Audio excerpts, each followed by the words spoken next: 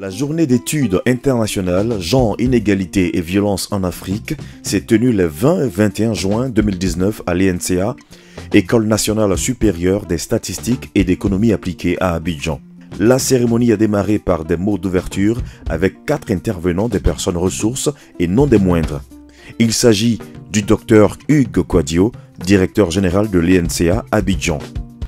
Je voudrais redire ici mon plaisir et mon honneur de vous recevoir dans l'établissement que j'ai l'honneur de diriger à l'occasion de cette deuxième édition de la Journée internationale de la chaire UNESCO, défis partagés du développement, savoir, comprendre, agir, porte sur les thèmes genre, inégalité et violence en Afrique.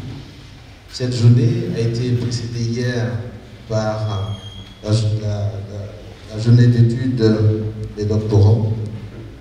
Et je suis bien content de vous recevoir ici bien nombreux. Je voudrais vous remercier sincèrement pour votre présence remarquée ce matin.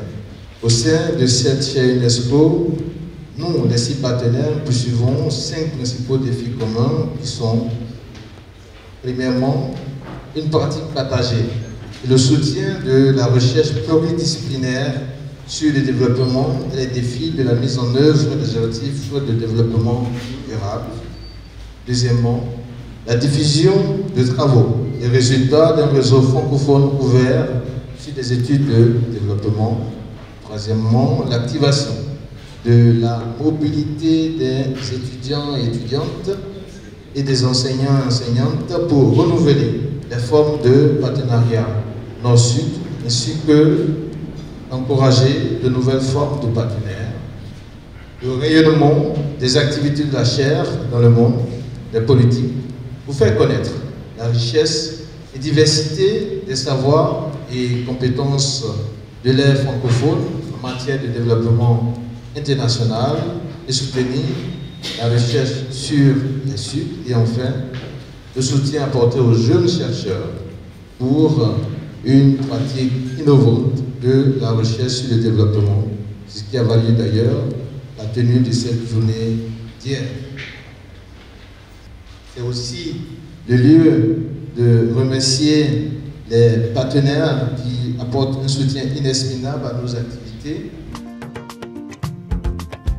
Anne Le Naïlou, maître de conférences en sociologie à l'IEDES, Institut d'études du développement, Université Paris 1, Panthéon-Sorbonne, et responsable de la chaire UNESCO Défis partagés du développement, savoir, comprendre, agir.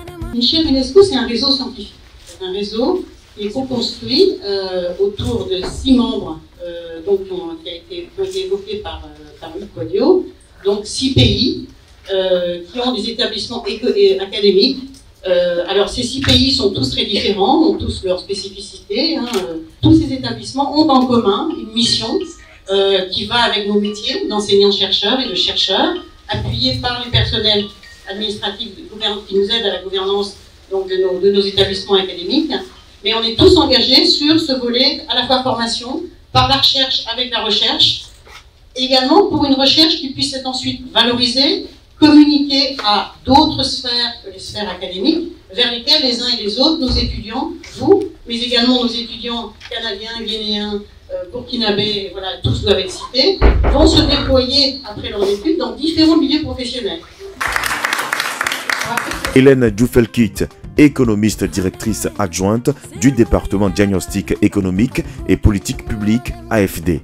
La démarche adoptée de réunir à la fois des chercheurs, de réunir à la fois le monde de la société civile, de réunir les décideurs politiques est éminemment important parce que la recherche a la puissance de comprendre, de savoir et d'agir. Et c'est exactement ce qu'il nous faut pour réformer les politiques publiques. C'est l'ambition que nous menons.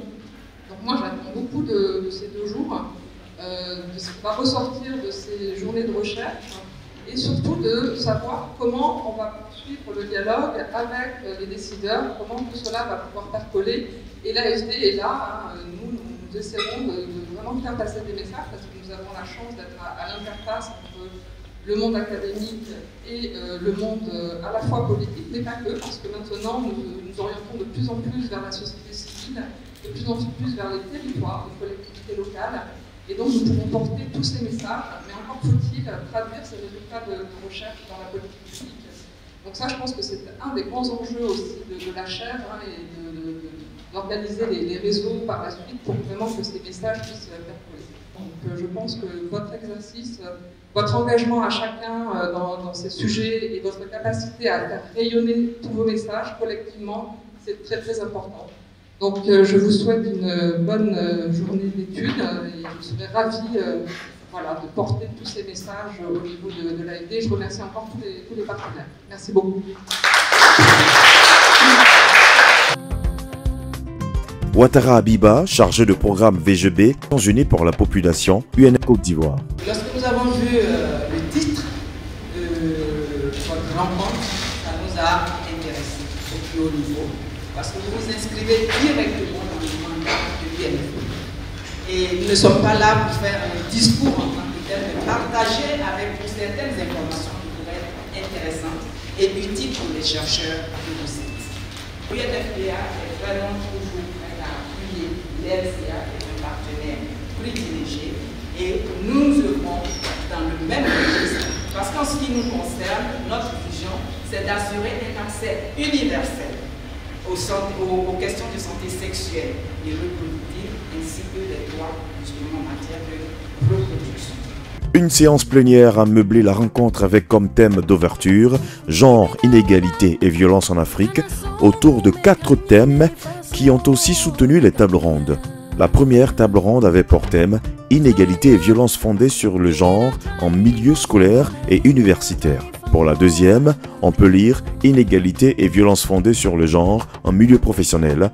Ensuite, la troisième table ronde a été réservée aux violences conjugales et enfin la quatrième a laissé place au genre exclusion, intersectionnalité du genre dans les violences.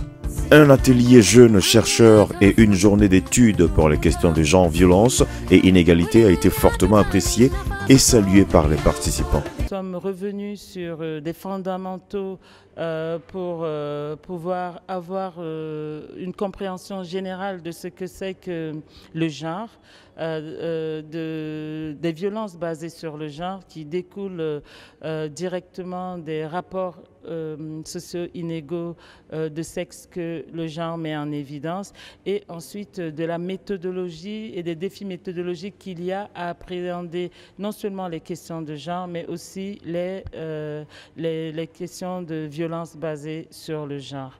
L'idée de cet atelier, c'est de faire en sorte que nos étudiants évoluent dans leurs projets de recherche. Nous avons donné des conseils en tant que seniors pour les aider vraiment à avancer sur la question méthodologique, épistémologique, théorique, conceptuelle. C'était des échanges très, très fructueux et je suis sûre que les doctorants ont apprécié tout autant que nous avons apprécié leur recherche. Nous pouvons dire que nous avons bien retenu la définition du genre, les différentes perspectives quantitatives comme qualitatives. Que la journée était une bonne journée, très enrichissante, très plausive, très intellectuelle. On a appris beaucoup toutes ces journées. Nous en merci encore à la chaire.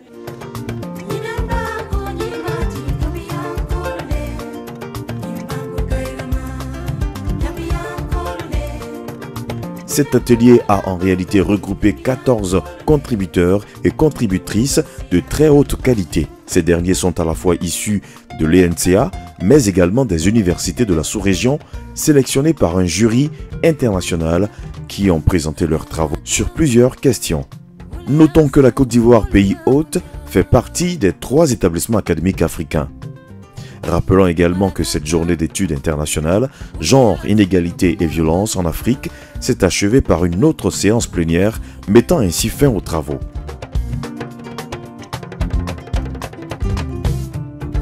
Ces 6 membres fondateurs ont pris le pari de soutenir la recherche, la jeune recherche, sur des défis partagés du développement. Donc savoir, donc soutenir la recherche, comprendre, croiser les recherches et agir, c'est-à-dire conseiller les politiques publiques, aider la société civile à se saisir des thèmes qui sont travaillés pour mieux agir, en connaissance de cause et de manière plus efficiente. Pour moi, c'est tout réussi.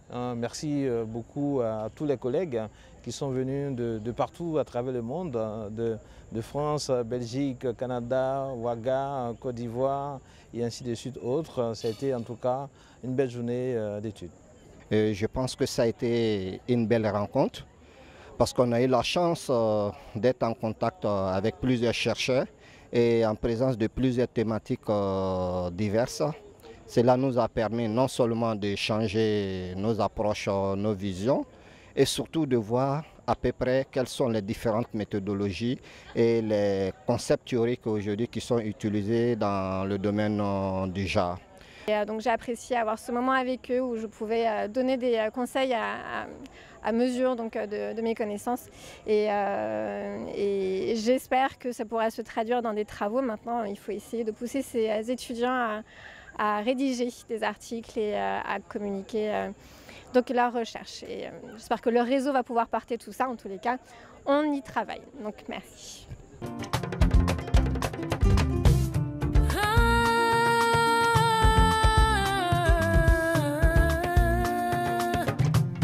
Les contributeurs et les conseillers scientifiques, c'est-à-dire les apprenants et les professeurs, main dans la main, ont manifesté le désir de soutenir la recherche via des actions citoyennes pour lutter contre les inégalités et les violences en Afrique. Se rassurant des efforts consentis par les acteurs des questions de genre et les spécialistes de droit, rendez-vous est donc pris pour les prochaines éditions.